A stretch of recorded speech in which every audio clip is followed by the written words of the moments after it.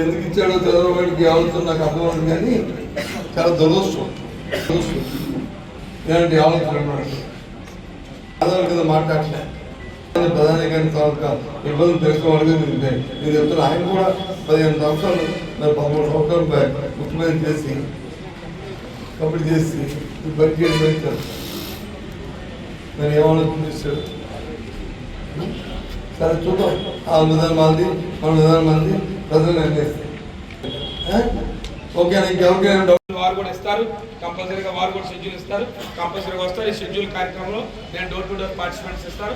నాకు ఇప్పుడే నేను నా షెడ్యూల్ కూడా ఇక్కడ రాస్తాను, డేట్లన్నీ కూడా చూసి రాసుకుంటాను.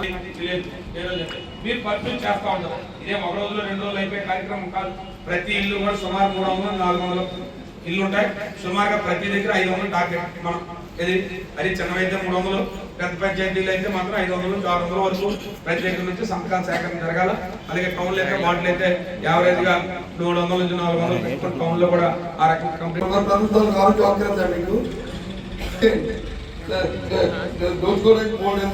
ఉన్నాయి.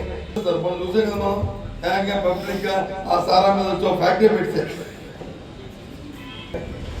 ఎక్కడ మనం చూడలే.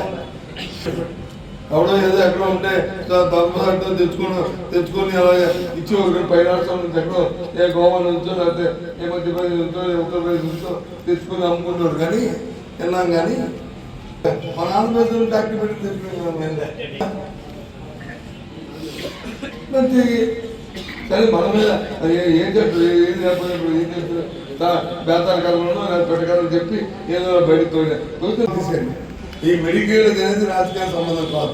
ఇది కేవలం కూడా పెద్ద ఆరోగ్యానికి సంబంధించి మనం ఒక బాధ్యత పౌరుడిగా వ్యక్తిగా ఊళ్ళో ఒక బాధ్యత వ్యక్తిగా తీసుకోవాలి. మన్ని ప్రభుత్వానికి మన తాలూకు నిరసనని మనం తెలియచేయడం ఒక బాధ్యత రాజకీయ పార్టీగా వైఎస్ఆర్సీ పార్టీగా మనం ప్రభుత్వానికి చేయాలి. ఏం చెప్పారైనా ఒకవేళ తప్పి ఏమైనా రేపు తీసుకుంటే మా ప్రభుత్వం వచ్చిందో అన్ని క్యాన్సిల్ చేసి మళ్ళీ పొత్తులు కట్టేస్తాం ఏమని అంటారు. మార్పు ఉండదు.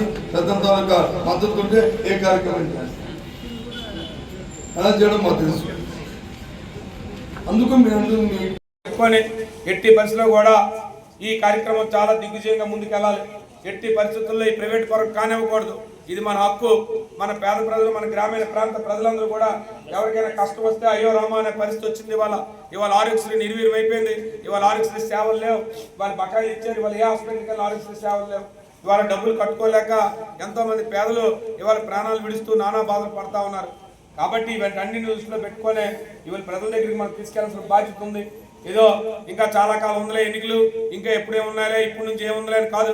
ఇవాళ వాళ్ళ దగ్గర మీడియా ఉంది, వాళ్ళ దగ్గర పేపర్లు ఉన్నాయి. ఇవాళ తిమిరి బమ్మింగ్ చేసే పరిస్థితి ఇవాళ ఉదయం చూసాం. ఎవరో ఎక్సైజ్ కోర్స్ కల్తీ మధ్య వస్తే లేదు వైఎస్ఆర్ పార్టీ నాయకులు చెప్పాడు అని వస్తే ఇక పేపర్లన్నీ అవే, టీవీలన్నీ అవే. కానీ దాన్ని ఢీ కొట్టేది ఒక అస్త్రం మన దగ్గరికి వచ్చింది. ఇవాళ సోషల్ మీడియా అస్త్రం వచ్చింది. ఆ సోషల్ మీడియా అస్త్రంతో ఇవాళ సాక్షి పేపర్ మీద కేసులు పెట్టినా, సాక్షి టీవీ ఛానల్ మీద కేసులు పెట్టినా ఇవాళ భయపడకుండా ఇవాళ ప్రజల కోసం ప్రజల్లో ఏ రకమైన ఇబ్బందులు వచ్చినాయి ఇవన్నీ కూడా వస్తున్నాయి. వీటన్నిటిని దృష్టిలో పెట్టుకునే వైఎస్ఆర్ పార్టీ కార్యకర్తలు, నాయకులు అందరూ కూడా వేదిక మీద ఉన్న వాళ్ళు కానీ వేదిక ముందున్న వాళ్ళు కానీ అందరూ కూడా సంఘటితంగా ఉండాలి. ఇంకా ఎన్నికలు